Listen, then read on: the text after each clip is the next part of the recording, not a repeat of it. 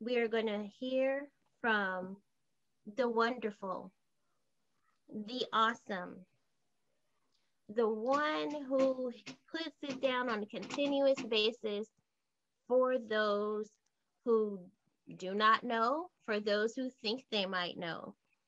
One who has, in my thought process, corrected a lot of things that a lot of times we go along thinking certain things, and he comes up and say, you know what, let me just steer you in the correct direction. So now it's time for our message, and that message is coming from Professor Manu. Professor? Good morning, we'll say, and thank you, Minister Lisa. Appreciate that. So all the best to everyone. Well, obviously, I'm glad to be with you this morning and afternoon, wherever you might be. Some of you might even be evening. So I was asked to give the presentation, and happens to be on July 4th. So I'm pretty much locked in to what I should be presenting, but I don't mind because documentation beats conversation every day of the week.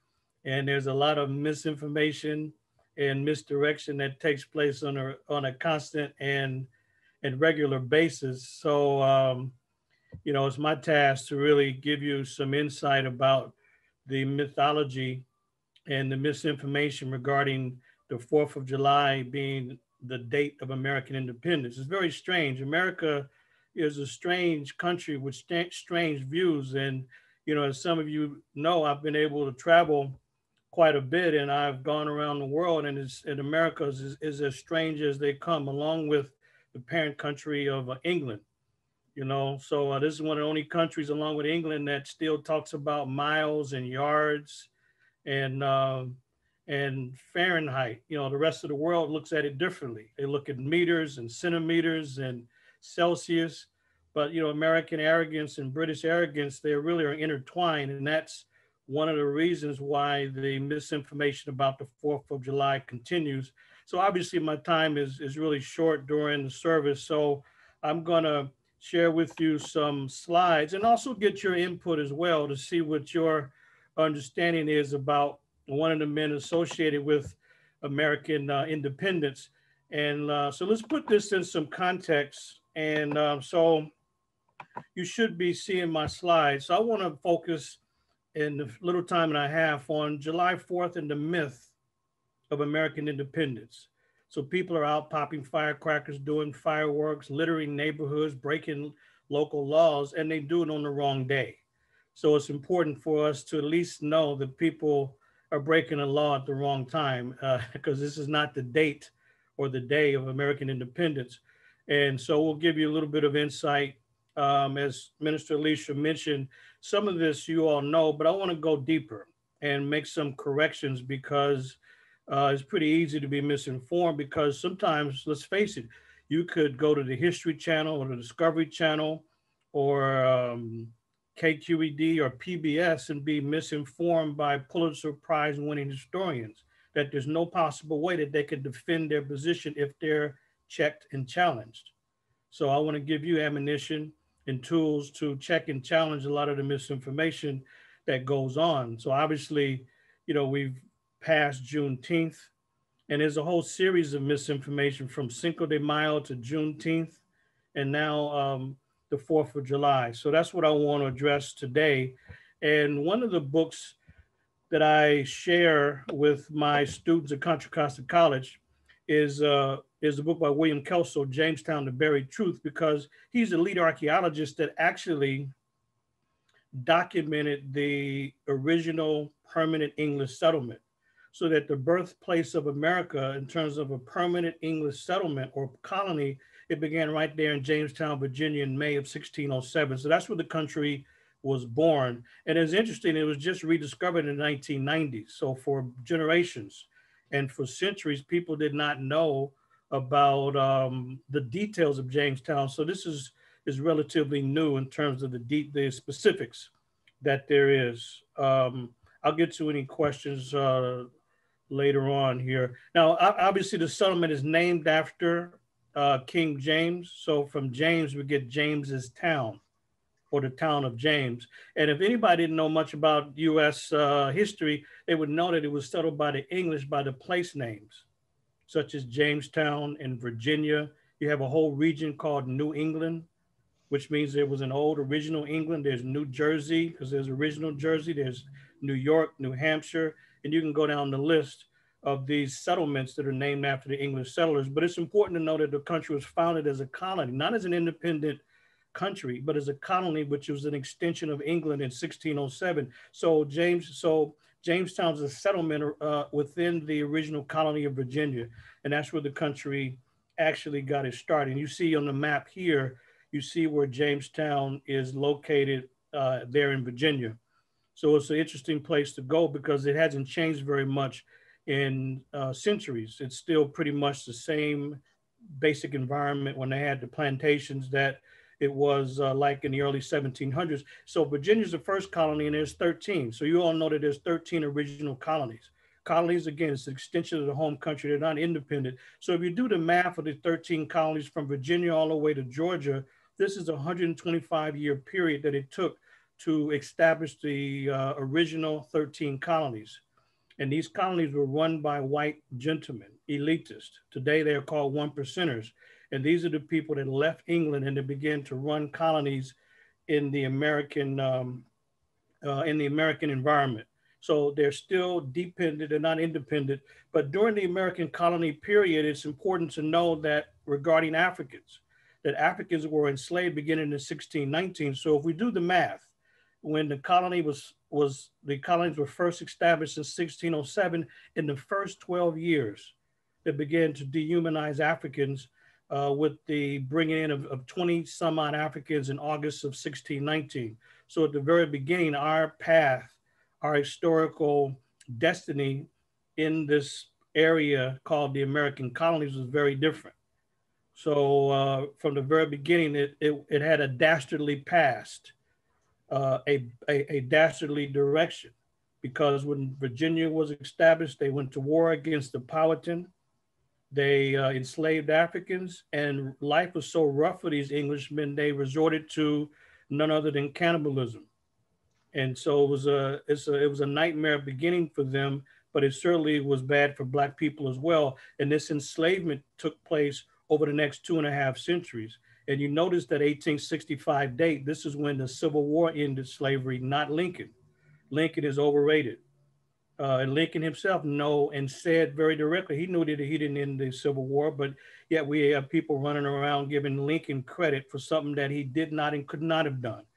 And that is to end slavery. So it's important to know the background that all of the colonies were slave-owning colonies, including the colonies that were established by the Quakers. So let's not be deceived that the Religious Society of Friends were just as guilty of criminal practices as all of the other settling colonies as well.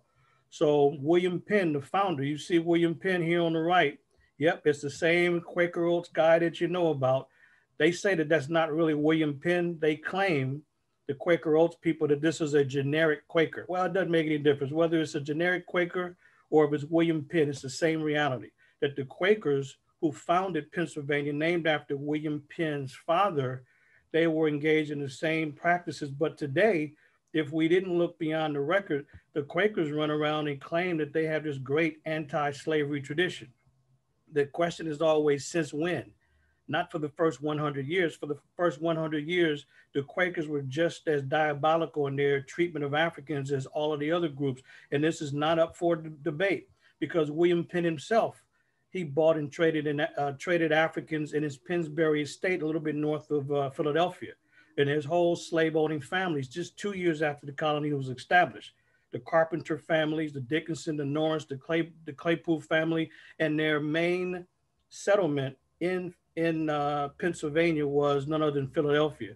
So what's the name for Philadelphia? You know, in San Francisco, here on the West Coast, there's a nickname. And so the nickname is the city what? A brotherly love.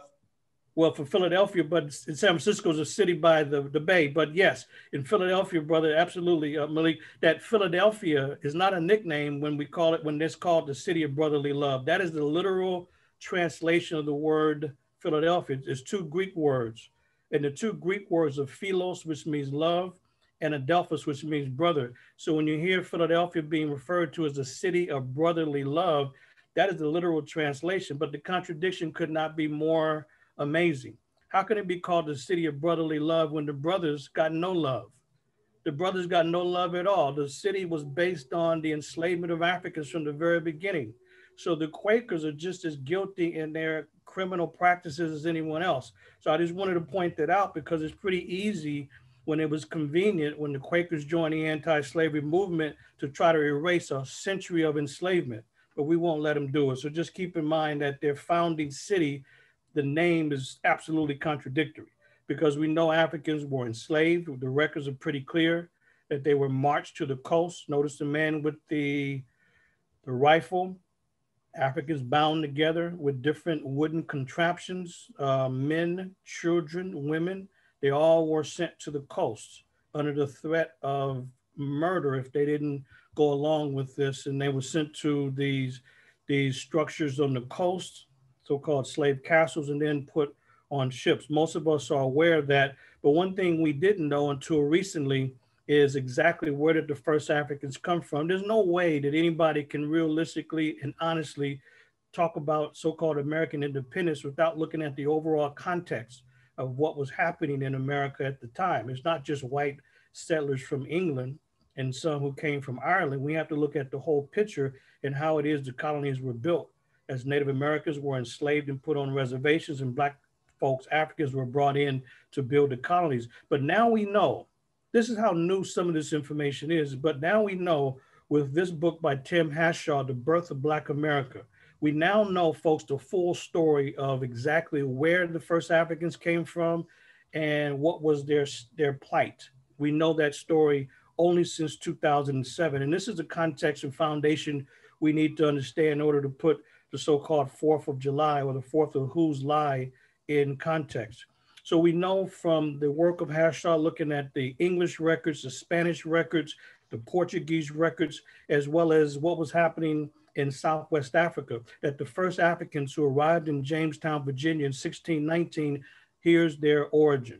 They come from the Congo and the Ndongo groups, and they were marched to the coast to Luanda. This is where the Portuguese had a slave operation right here. So Africans were marched to this area, and this is where the slave ships docked. And what happened in the summer of 1619, these Africans were put on a slave ship called the San Juan Bautista. This was a Portuguese slave ship with a Spanish flag. They were trying to deceive and mislead people so that the Portuguese wouldn't be found out to be trafficking in human beings. So 350 Africans were put on the San Juan Bautista slave ship. So they were captured in wars and eventually forced on the ships. Now, this ship, the San Juan Bautista, was on its way to Mexico, to Veracruz, Mexico, for Africans to be enslaved there. Now, in this long journey from Southwest Africa, the ship was on its way to Veracruz, Mexico, but it never made it. The ship actually went to Jamaica. And if I recall correctly, there's about 119 or so Africans that died on the ship because of the brutal and harsh conditions. People chained together for weeks and months at a time. And so the conditions were horrible, to say the least. So what the brutal Portuguese slave traders did, they got to Jamaica and they traded the healthy Africans for herbs to help to try to maintain the health of those Africans who were still on board. And then after leaving Jamaica, the slave ship, the San Juan Bautista, was on its way to Veracruz, but it never made it because the two British pirate ships, the Treasurer and the White Lion, they came in and intercepted the San Juan Bautista slave ship.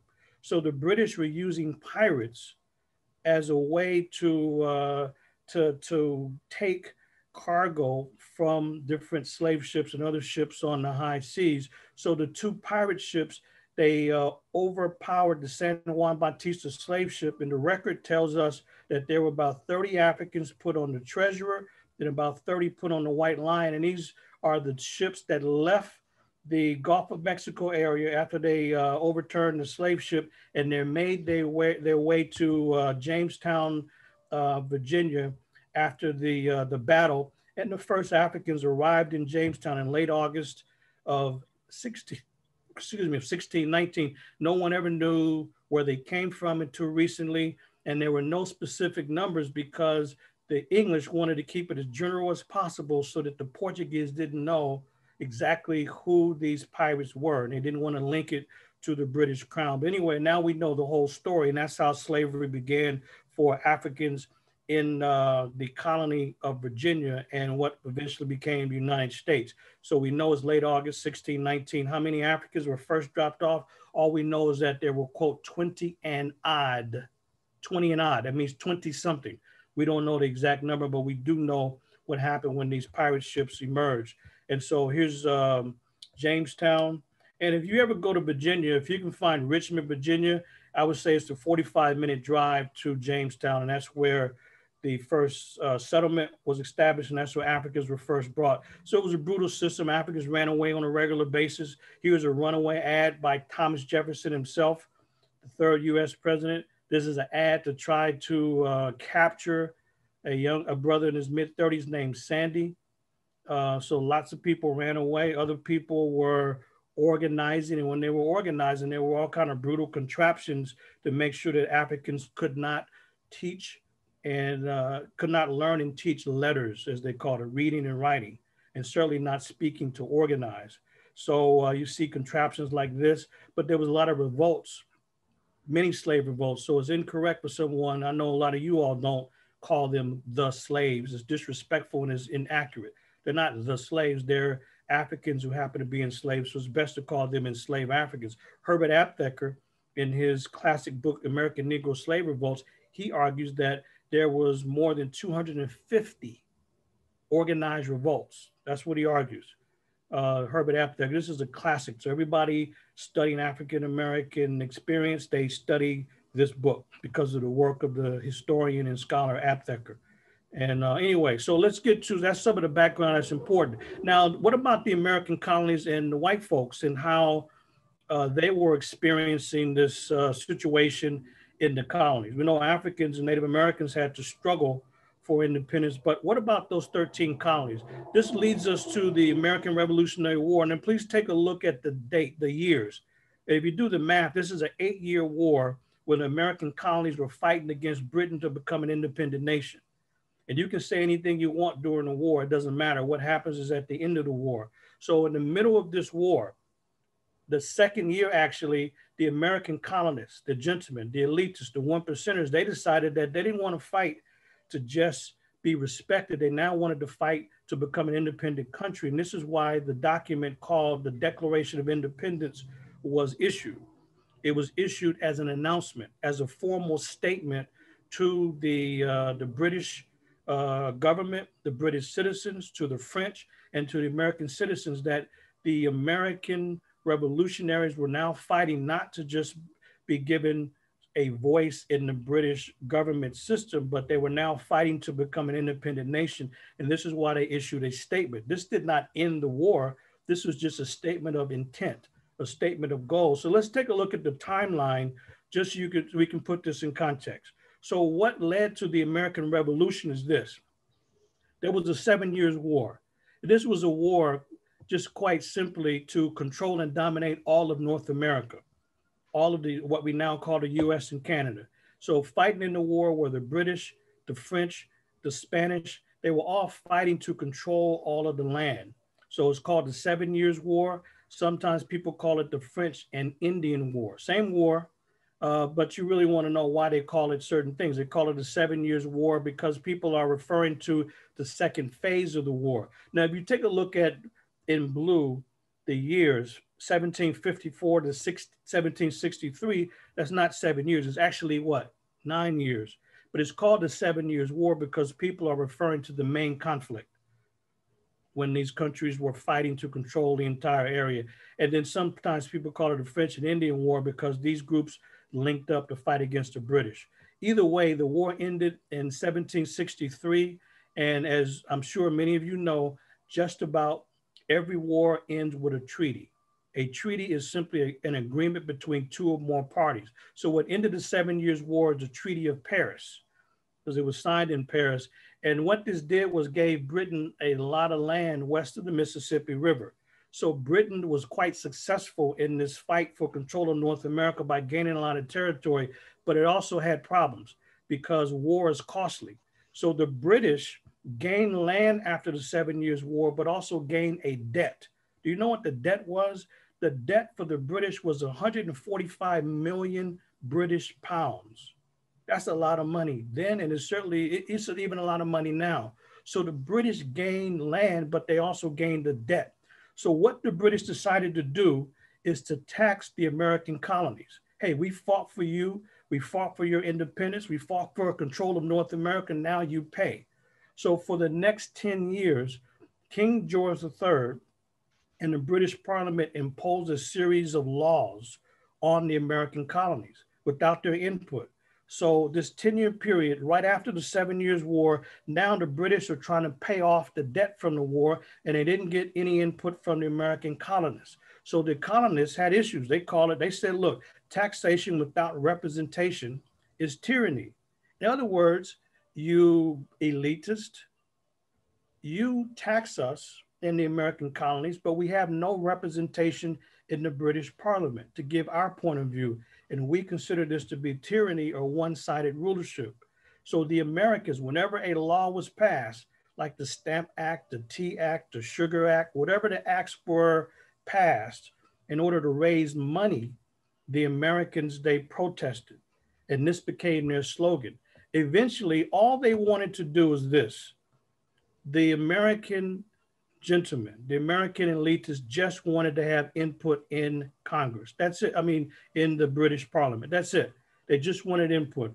And when the laws were continuing to be passed, George Washington and other American elitists, you know what they were upset by, the passing of these laws? George Washington was very clear, among the others. He said, look, don't you dare reduce us to the status of those slaves, as he called them, and women. In other words, it was an affront. It was an assault to their status to reduce George Washington and the other gentlemen, the other elitists, to the status of women and enslaved Black folks. And this is what upset George Washington and the other elitists.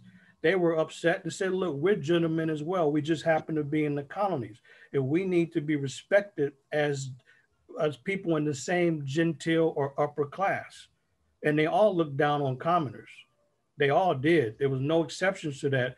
And so George Washington, among others, were very upset by the imposition of laws that they had no input on.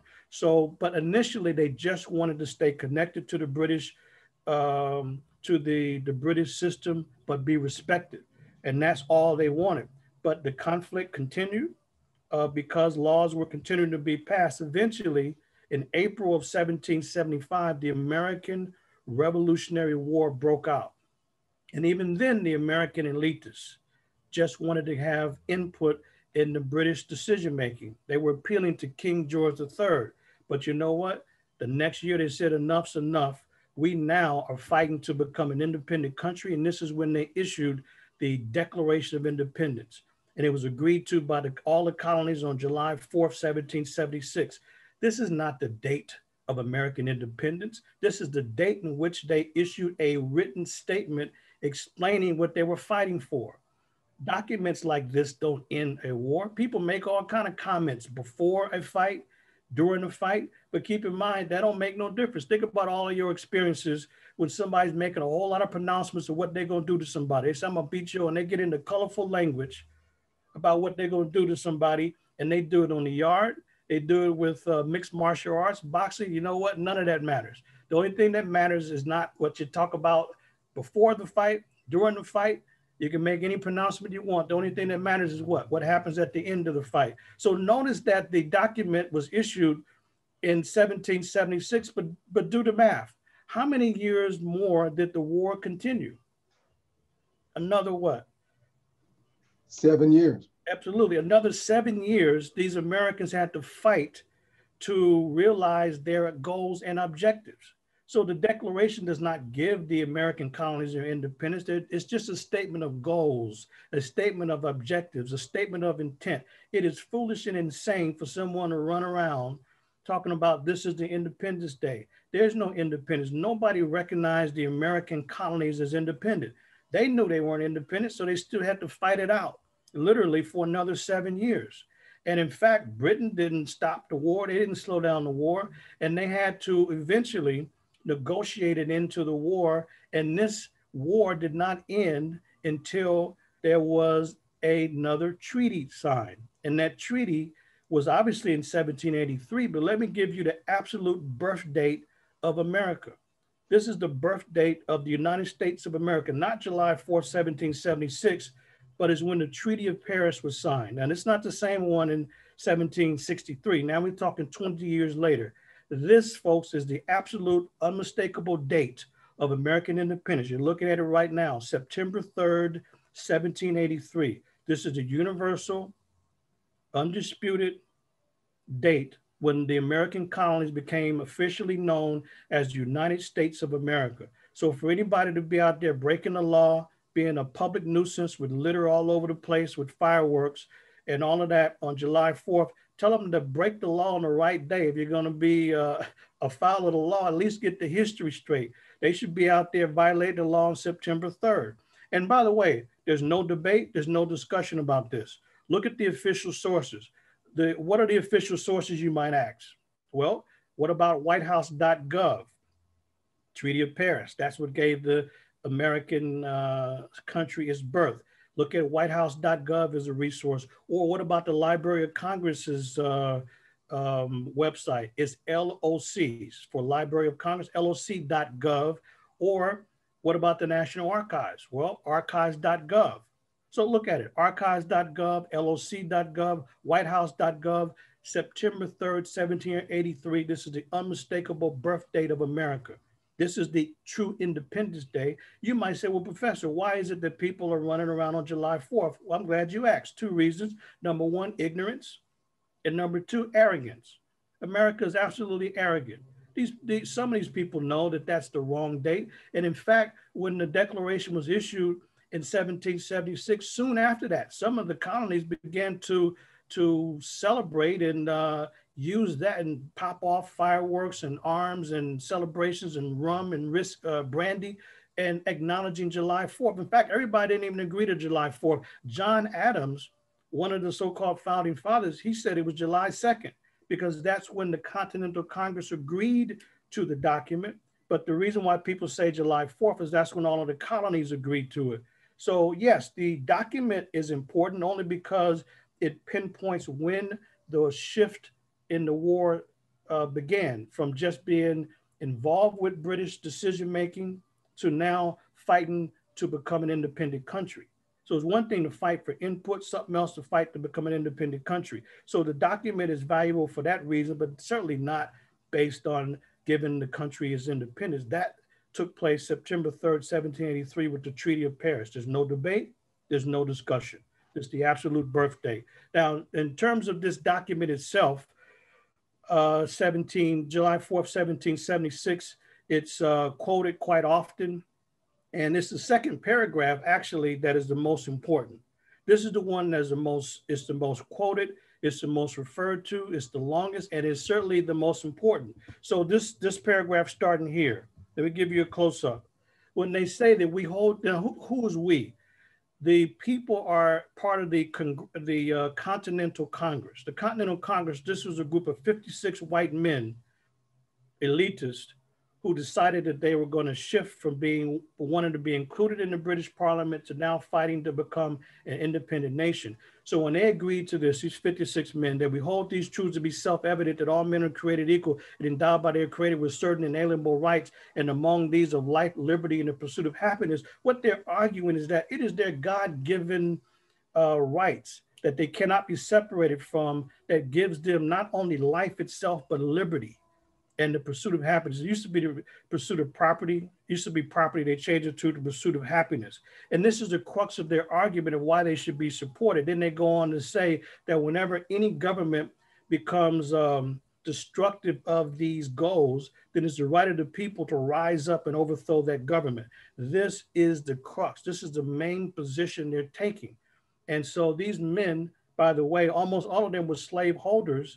and they're full of contradictions. So when they talk about their rights, particularly the second one, not just life, but liberty, that's another word for freedom. But yet most of them were slaveholders. So when they say all men are created equal, keep in mind, this is an international document. And they're not going to air their dirty laundry. They're not going to highlight their own contradictions because they're trying to get support for their own position in the war against Britain. So when they say all men are created equal, what did they really mean? They didn't mean all men are created equal. And yet you can go online and look at books and other propaganda sources today, and people say, you know, when they said all men, they meant everybody's created equal. What? What kind of craziness? Oh, everybody's created equal. They had no respect for Africans who they had enslaved. They had no respect for Native Americans who they killed off and displaced. They had no respect for women. That's why you don't have any founding mothers. There's no such thing as a concept of founding mothers. Women had no rights. They couldn't even hold office. They couldn't speak in public. But guess who else they had no respect for? Poor white men. Poor white men had no rights either because the elitists, such as Thomas Jefferson's position was this: they should not be extended rights or the right to vote because if you don't have a lot of property, you don't have anything to lose. So therefore, you would use your vote irresponsibly. That's what their position was. So poor white men had no say-so when this document was being issued. So when they say all men are created equal, what did they really mean? This is the translation. They meant, folks, that all white gentlemen are created equal, or all white elitists are created equal. That's what they meant. So when they're issuing this document to the British Parliament and the decision makers, what they were saying is this: hey, look, we are gentlemen as well. We just happen to be in the American colonies, and we demand respect as gentlemen to give input just like you're gentlemen. You just happen to be in the home country. That's what they were referring to. So, you know, we can't be naive to think they're going to put a footnote here and explain everything they meant, because they're not going to air their dirty laundry. And continuing with this, when they say that it is inalienable rights given by God, that everybody has life, liberty, most of them were slaveholders. So they couldn't have been talking about all men because they were trafficking in human beings at the time, mainly Africans. So they only meant liberty for who? Themselves and their posterity. That's all they were talking about. So this is how any informed person should understand this document. And now here is an actual drawing of this supposed occasion when the Continental Congress got together and decided that they were going to shift from arguing to be included in Parliament to now be an independent country. Now, John Trumbull, who made this drawing was decades after the actual gathering. So this is not exactly how it was. This is the artist's interpretation. So he was commissioned by Congress in 1817. 2 years later, he created this. So this is not all 56 men. This is most of them. And as you can see, only white elitists are gathered. But what's important is that you see 5 men here. You see the 5 men. This is important because I guarantee 99% of the time you're going to read misinformation. And that is that Thomas Jefferson is the one who wrote the Declaration. He did not write it by himself. There was a 5-man committee. So in other words, the 56 men in the Continental Congress, they formed a subcommittee. And the subcommittee is this group right here. These 5 men: John Adams, Ben Franklin, Robert Livingston, Roger Sherman, and Thomas Jefferson. This is the 5-man committee. And what's happening here, and this is in the Rotunda in DC, what's happening in this drawing is that these 5 men are given a draft of the Declaration to John Hancock, who was head of the Continental Congress. That's why you hear people, hey, look, you didn't sign this contract. Let me have your Hancock, they say. They're referring to John Hancock, the man seated here. But this is not the document actually finalized. It's a draft being shown by the artist. And so this is what's being presented. So it's wrong to say Jefferson wrote it by himself. He did not. There was a 5 men, but among that 5-man committee, Jefferson was the one who wrote most of it. That is true, but it's just a drawing. But let me show you what some of you have seen and maybe didn't connect it necessarily. This is the back. This is the front and back of the $2 bill. So you remember, those of us who are older, I remember back in 1976, you remember that? In 76, that was the bicentennial year.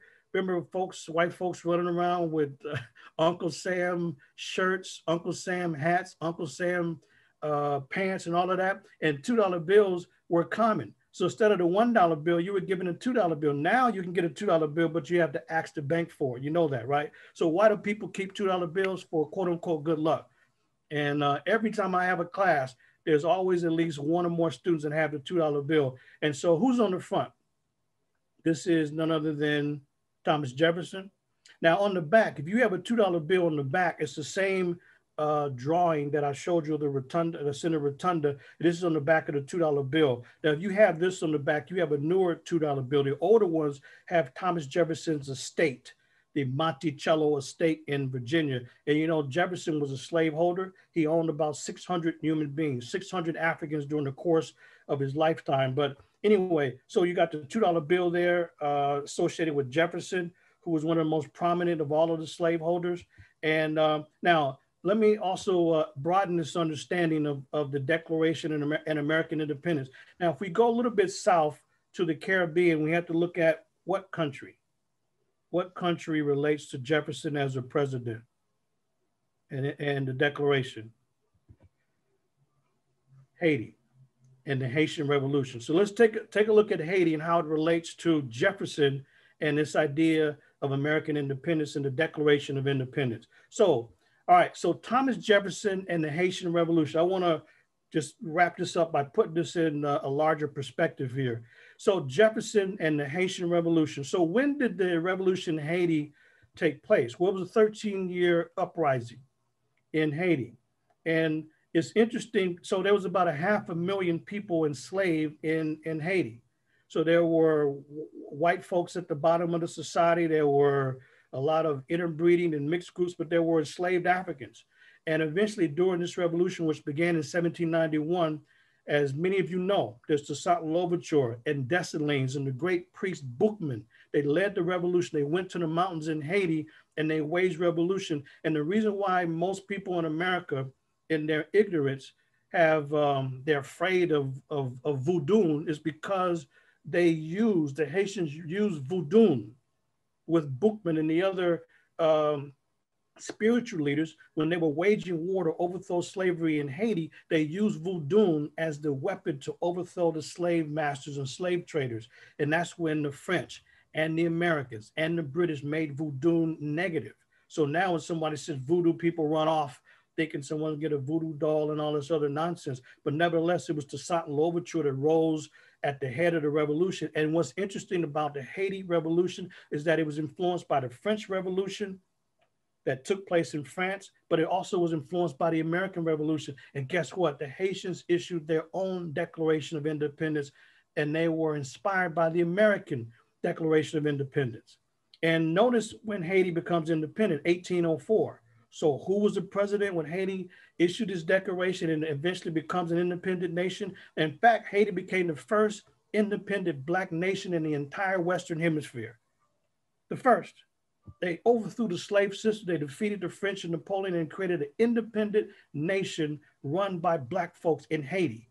It's a tremendous example for not only the Western Hemisphere, but for the world. Now, in 1804, who was the president? None other than Thomas Jefferson. So Jefferson then had to deal with the Haitian Revolution. America now has become independent, you know, since 1783. Haiti follows suit, and Jefferson is the president. He had to do something about it. So guess what? So now here's the question. What was President Thomas Jefferson's response to the successful Haitian Revolution?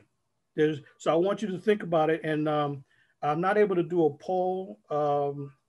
Since I can't do the poll through Zoom through this particular session, then I want you to either put in the chat, either you're choosing A, B, or C. Here's the options of Thomas Jefferson. So A, B, or C, let's see what your understanding is. Okay, option A, Thomas Jefferson, he praised the Haitian Revolution as a job well done because he helped issue the Declaration of Independence, and so did the Haitians, and they used the American example. So option A is that Thomas Jefferson praised the Haitians for really following in the American 13 colonies' footsteps. Option B is that Thomas Jefferson remained neutral as the president of the new United States of America. He remained neutral to the Haitian Revolution and just didn't recognize it one way or another. And then the third option that Thomas Jefferson had was he condemned the Haitian Revolution because it overthrew the Haitian slave system. So why would he condemn it? Well, possibly he condemned the Haitian Revolution because guess what? He was a slaveholder. Slavery was certainly legal in the US. There's 5 instances in the American Constitution which embrace and endorse slavery and the slave trade.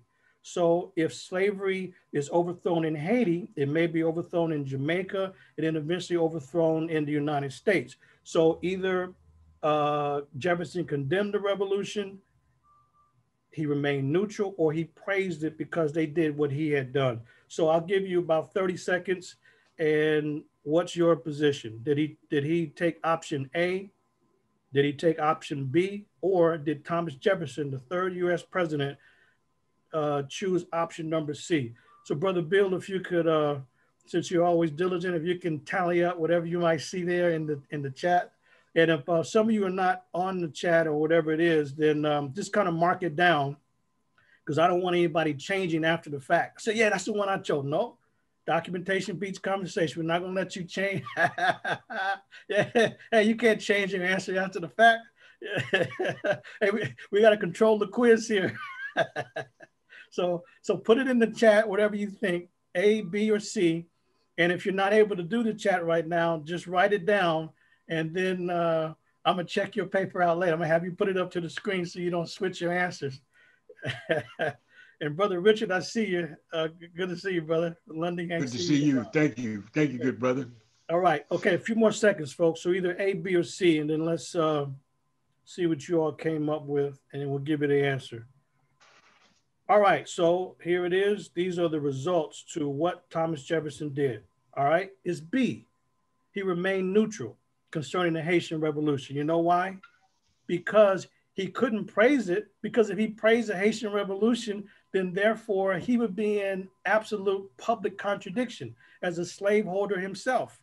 And he would have to go against the US Constitution, which endorsed slavery. So he couldn't embrace the Haitian Revolution. And guess what? He couldn't condemn it, because they did exactly what he did. They issued a Declaration of Independence and waged war. He couldn't embrace it. He couldn't condemn it. So guess what? He remained stoic, and he hoped that the problem would just go away. Thomas Jefferson said slavery was like grabbing a wolf by the ears. In other words, you grab a wolf by the ears. In other words, you got to grab it by the ears and keep some distance, because the wolf gonna take it down. And so it's like an uneasy dance with slavery.